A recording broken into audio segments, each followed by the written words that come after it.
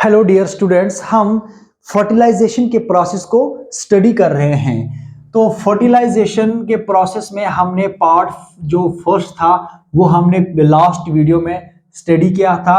अब हम आज के वीडियो में पार्ट सेकंड डिस्कस करेंगे और इस पार्ट में हम पूरा फर्टिलाइजेशन के प्रोसेस को कंप्लीट करेंगे। तो फर्टिलाइजेशन क्या होता है? तो फर्टिलाइजेशन एक है, इसमें एक ऐसा प्रोसेस होता है जिसमें हेप्लॉइड मेल गैमीट और हेप्लॉइड फीमेल गैमीट क्या होते हैं, फ्यूज्ड होते हैं। क्या होते हैं? फ्यूज्ड होते हैं। तो उस प्रोसेस को हम फर्टिलाइजेशन कहते हैं। और फर्टिलाइजेशन के प्रोसेस से क्या होता है, डिप्लॉइड जाइगोट की फॉर्मेशन होती है। तो इसके बाद हमने स्टडी किया था physical and chemical events. Physical और केमिकल कुछ इवेंट्स होते हैं इस फर्टिलाइजेशन के प्रोसेस में, जिसमें हमने डिस्कस किया था एक्रोसोमल रिएक्शन को, कॉर्टिकल रिएक्शन को और स्पर्म एंट्री। तो इस एक्रोसोमल रिएक्शन में क्या होता है कि जब स्पर्म इस ओम तक पहुंच जाता है, कहां पर? एम्बुला में, फेलोपियन ट्यूब में जब स्पर्म की एंट्री हो जाती है, जब स्पर्म और ओम आपस में जब फ्यूज्ड होते हैं, तो ये स्पर्म जब इस एग के कांटेक्ट में आता है तो इसमें एक रिएक्शन होती है। क्या होती है? एक रिएक्शन होती है स्पर्म में, जिसको हम कहते हैं एक्रोसोमल रिएक्शन। तो एक्रोसोमल के रिएक्शन से जो एक्रोसोम का जो पार्ट है, जो एक्रोसोम स्पर्म का पार्ट है, उसके अंदर क्या होते हैं, एक्रोसोमल ग्रेन्यूल्स होते हैं। वो एक्रोसोमल ग्रेन्यूल्स का जो जो वो रिलीज होते हैं, तो उसमें क्या होते हैं, डिफरेंट टाइप्स के लाइसिंग एंजाइम्स होते हैं। वो लाइसिंग एंजाइम्स क्या करते हैं, कोरोना रेडिएटा के वाल को भी डिसॉल्व करते हैं और इसके अंदर जो जोना पेलिसिडा की लेयर है उसको भी डिसॉल्व करता है। ठीक है। अगर तो ये जोना पेलुसिडा, देखिए ये जोनो पेलुसिडा की जो ये लेयर है, इसके अंदर क्या होता है, कुछ ग्लाइको प्रोटीन्स होते हैं। तो वो ग्लाइको प्रोटीन्स में ग्लाइको जो प्रोटीन्स होते हैं उसमें ZP3 ये ग्लाइको प्रोटीन है। तो ये एक्ट करता है एज ए स्पर्म रिसेप्टर। ये इसके ऊपर रिसेप्टर का काम करता है, जिससे क्या करता है, ये स्पर्म को अपने साथ बाइंड कर देता है। फिर ये स्पर्म इस जो ये एग है, एग के बाहर से जो प्लाज्मा मेम्ब्रेन है, इसके साथ अब ये फ्यूज्ड होगा। क्या होगा? फ्यूज्ड होगा। तो इस प्रोसेस को हम क्या कहते हैं, एक्रोसोमल रिएक्शन। ये हमने लास्ट के वीडियो में सब डिस्कस कर चुके हैं। तो सेकंड है कॉर्टिकल रिएक्शन। कॉर्टिकल रिएक्शन में क्या होते हैं, जब प्लाज्मा मेम्ब्रेन एग का और जो प्लाज्मा मेम्ब्रेन है किसका, स्पर्म का, जब ये फ्यूज्ड होते हैं, जब दो फ्यूज्ड हो जाते हैं, तो इससे क्या होता है, एक और रिएक्शन होती है। क्या होती है? एक और रिएक्शन होती है, जिसको हम क्या कहते हैं, कॉर्टिकल रिएक्शन। कि इस प्लाज्मा मेम्ब्रेन, जो एग का ये जो प्लाज्मा मेम्ब्रेन है, इसके अंदर क्या होते हैं, कॉर्टिकल ग्रेन्यूल्स होते हैं। तो ये कॉर्टिकल ग्रेन्यूल इस प्लाज्मा मेम्ब्रेन के नीचे होता है। जब प्लाज्मा मेम्ब्रेन स्पर्म की और एग का जब प्लाज्मा मेम्ब्रेन आपस में फ्यूज्ड होते हैं, तो इससे क्या होता है, एक रिएक्शन होती है, जिसको हम क्या कहते हैं, कॉर्टिकल रिएक्शन। तो कॉर्टिकल के रिएक्शन से क्या होते हैं, different types of enzyme secretes होते हैं। तो वो एंजाइम्स क्या करते हैं, जोना की जो पेलुसिडा की जो मेम्ब्रेन है, इसको हार्डन बना देता है, ताकि इसमें जो है और स्पर्म्स इंटर ना हो जाए। तो ये चेक करता है पॉलीस्पर्मी को। तो अब इसमें नेक्स्ट स्टेप क्या है, स्पर्म एंट्री। अब स्पर्म की एंट्री होगी। देखिए इस तरह का जो है ये स्पर्म होता है। ठीक है, स्पर्म की अब एंट्री हो जाती है।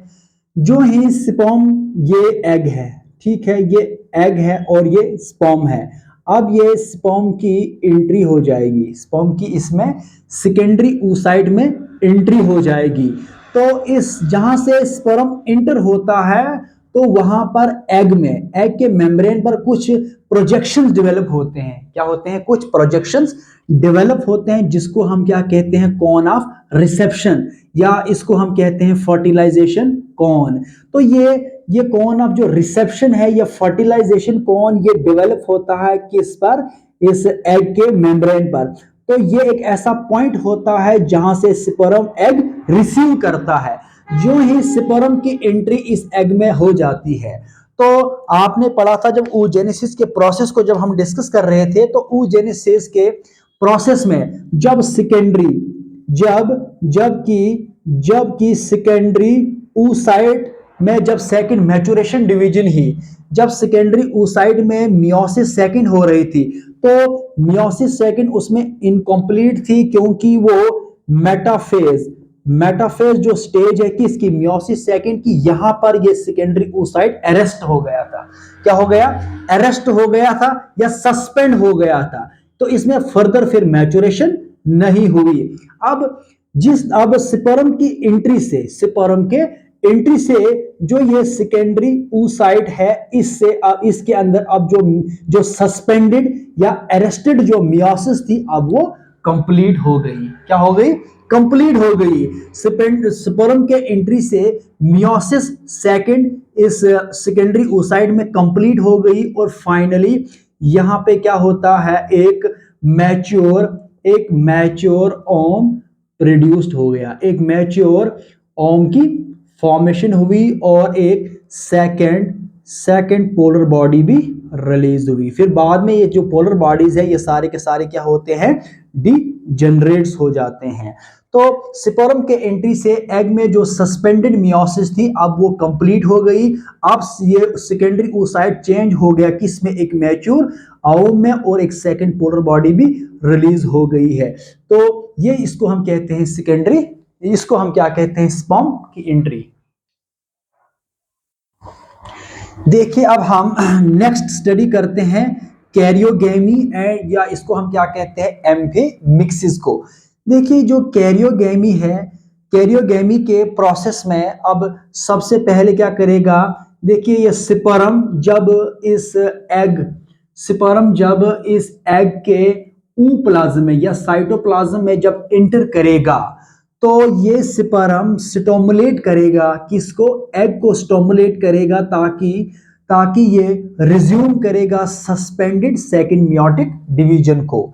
Sperm stimulate egg to resume suspended second meiotic division to form mature ovum, जब ये सस्पेंडेड, जब मियोटिक डिवीजन, ठीक है, आप यहां पर जरा कंसंट्रेट कीजिए कि जो मियोटिक डिवीजन कंप्लीट नहीं हुई है किसकी, सेकेंडरी oocyte की, ये सस्पेंड हो गई थी, ये अरेस्ट हो गई। जब स्पर्म की जब एंट्री इसमें हो गई, तो इससे कि जो सस्पेंडेड सेकंड जो मियोटिक डिवीजन थी वो रिज्यूम हो गई। अब यहां पर सेकंड मियोटिक डिवीजन कंप्लीट हो गई, तो इस सेकंड मियोटिक डिवीजन के कंप्लीट होने से एक मैच्योर ओवम की फॉर्मेशन हो गई, और इससे क्या होता है, एक सेकंड पोलर बॉडी भी रिलीज होती है जो बाद में डिसइंटीग्रेट हो जाते हैं। अब ये जब स्पर्म एंट्री करेगा किसमें, एग में, ठीक है, जब इस एग में या सेकेंडरी oocyte में जब स्पर्म एंट्री करेगा, तो स्पर्म अपने टेल और जो मिडिल पीस होता है इसको सेपरेट करेगा, तो खाली जो हेड पार्ट होता है किसका, स्पर्म का, यही एग के साइटोप्लाज्म में एंटर करेगा। तो स्पर्म के हेड में न्यूक्लियस होता है, जब यह हेड सेपरेट होगा किससे, टेल से और मिडिल पोर्शन से। अब इस हेड का जो पोर्शन है इसमें न्यूक्लियस होता है, तो इसको अब हम क्या कहेंगे, इसको अब हम कह सकते हैं मेल प्रोन्यूक्लियस। इसको हम क्या कहेंगे, मेल प्रोन्यूक्लियस। अब ये क्या है, मेल प्रोन्यूक्लियस है। अब ये मेल प्रो जो न्यूक्लियस है ये अब फ्यूज्ड होगा किसके साथ, फीमेल प्रोन्यूक्लियस के साथ, ठीक है। ये फीमेल का प्रोन्यूक्लियस है और ये फीमेल के एग का प्रोन्यूक्लियस है और इस स्पर्म का प्रोन्यूक्लियस है। अब ये मेल प्रोन्यूक्लियस और फीमेल प्रोन्यूक्लियस फ्यूज्ड होंगे, क्या होंगे, फ्यूज्ड हो जाएंगे। तो इस साइटोप्लाज्म के अंदर, तो जब ये न्यूक्लियाई आपस में फ्यूज्ड होंगे तो न्यूक्लियस के अंदर क्या होते हैं, क्रोमोसोम्स होते हैं। क्या होते हैं, क्रोमोसोम्स होते हैं। जब मेल प्रोन्यूक्लियस का और फीमेल प्रोन्यूक्लियस के जब क्रोमोसोम्स आपस में क्या होंगे, मिक्सअप होंगे, या स्पर्म का या ओवम का जब क्रोमोसोम आपस में मिक्सअप होंगे तो उस प्रोसेस को हम क्या कहते हैं, कैरियोगेमी, या इसको हम क्या कहते हैं, एम्पी मिक्सिस। तो जब कैरियोगेमी होती है और इसमें स्पर्म और ओवम के जब क्रोमोसोम मिक्सअप हो जाते हैं तो उसको हम कहते हैं कैरियोगेमी, या इसको हम कहते हैं एम्फीमिक्सिस। अब जो ये आगे जब इसकी फॉर्मेशन होगी, अब ये क्या बन गया, जाइगोट। क्या बन गया, जाइगोट। और ये डिप्लॉयड जाइगोट की फॉर्मेशन हो गई। ठीक है, तो इसमें क्या बने, 46 नंबर्स ऑफ क्रोमोसोम्स है। अब एक्टिवेशन ऑफ ओम, नेक्स्ट जो स्टेप रहेगा इस फर्टिलाइजेशन के प्रोसेस में वो है एक्टिवेशन ऑफ ओम। जो ही स्पर्म की एंट्री हो जाती है, जब स्पर्म की एंट्री हो जाती है किस में, एग में, क्या होती है, जब स्पर्म की एंट्री हो जाती है एग में, अब ये स्पर्म क्या करेगा, ये स्पर्म स्टिमुलेट करेगा, ये स्पर्म स्टिमुलेट करेगा एग को। एग को क्या करेगा, स्टिमुलेट करेगा एग को, जिसमें अब मेटाबॉलिज्म का प्रोसेस शुरू होगा। ठीक है, इसमें क्या होगा, ये जो स्पर्म स्टिमुलेट करेगा एग को, और एग जो है ये स्टार्ट करेगा अब मेटाबॉलिज्म के प्रोसेस को स्टार्ट करेगा। तो इसके अलावा इसमें कि जो रेट ऑफ सेलुलर, इसमें क्या होगा, जो रेट ऑफ जो सेलुलर रेस्पिरेशन और जो प्रोटीन की जो सिंथेसिस है अब वो इंक्रीज होगी। तो इसी को हम क्या कहते हैं, एक्टिवेशन ऑफ ओम। अब ये ओम एक्टिवेट कैसे होगा, स्पर्म के एंट्री से इसको स्टिमुलेशन मिल जाता है, जिससे कि ये ओम या एग क्या करेगा, मेटाबॉलिज्म के प्रोसेस को स्टार्ट करेगा। तो इस एग के अंदर जो रेट है किसका, सेलुलर रेस्पिरेशन का और प्रोटीन सिंथेसिस का, वो अब इंक्रीज्ड होगा। क्या होगा, अब वो इंक्रीज्ड होगा। तो ये सारे फिजिकल और केमिकल इवेंट्स थे फर्टिलाइजेशन के टाइम में ये होते हैं, जिसमें फर्स्ट एक्रोसोमल रिएक्शन होता है, सेकंड कॉर्टिकल रिएक्शन, इसमें स्पर्म की जब फिर एंट्री हो जाती है, फिर कैरियोगेमी और एम्फीमिक्सिस होता है, जिसमें क्रोमोसोम्स मिक्स होते हैं स्पर्म और एग का, फिर फाइनली एक्टिवेशन होती है ओम की, जिसमें ओम एक्टिवेट होता है और स्पर्म स्टिमुलेट करता है मेटाबॉलिज्म के प्रोसेस को, और इसमें सेलुलर रेस्पिरेशन का प्रोसेस शुरू होगा और प्रोटीन की सिंथेसिस भी इंक्रीज होगी इस एक मैच्योर ओम के अंदर। तो ये स्ट्रक्चर है किसका, ओम का at the time of fertilization. और ये मैंने आपको बताया किस तरह से स्पर्म की एंट्री हो जाती है एग में, और किस तरह से फीमेल और मेल के जो प्रो न्यूक्लियाई है ये किस तरह से फ्यूज्ड होते हैं, और इनमें जो क्रोमोसोम्स होते हैं वो मिक्सअप होते हैं, फिर फाइनली एक डिप्लॉयड जाइगोट की फॉर्मेशन होती है। फिर इसमें आगे एक कंप्लीट एम्ब्रियो की डेवलपमेंट होती है, फिर एम्ब्रियो इस एंडोमेट्रियम वॉल के साथ क्या होता है, इम्प्लांट करता है। तो इसमें फिर फाइनली इसमें बहुत सारे एम्ब्रियोनिक स्टेजेस होते हैं। तो ये प्रोसेस है फर्टिलाइजेशन का। तो लास्ट में अब हम स्टडी करेंगे सिग्निफिकेंस ऑफ फर्टिलाइजेशन। ठीक है, फर्टिलाइजेशन के सिग्निफिकेंस क्या है, फर्टिलाइजेशन के फंक्शंस क्या है, जब फर्टिलाइजेशन हो जाता है तो इसमें किस तरह की फिर ये चेंजेस आ जाती है। तो ये अब हम आज इसमें जो है अब हम लास्ट में हम स्टडी करते हैं सिग्निफिकेंस ऑफ फर्टिलाइजेशन। देखिए, जो फर्टिलाइजेशन है, फर्टिलाइजेशन ये प्रोवाइड करेगा स्टिमुलस। क्या करेगा, ये प्रोवाइड करेगा stimulus for the egg to complete its maturation. ठीक है, जब स्पर्म की एंट्री हो जाती है एग में तो एग में क्या होता है, मैच्योरेशन हो जाती है, एक कंप्लीट सेकंड मियोटिक डिवीजन हो जाती है। तो ये फर्टिलाइजेशन के प्रोसेस से ही होता है। सेकंड क्या होता है कि ये जो फर्टिलाइजेशन है ये एक्टिवेट करेगा ओवम को। क्या करेगा, ये एक्टिवेट करेगा ओवम को to develop into new individual.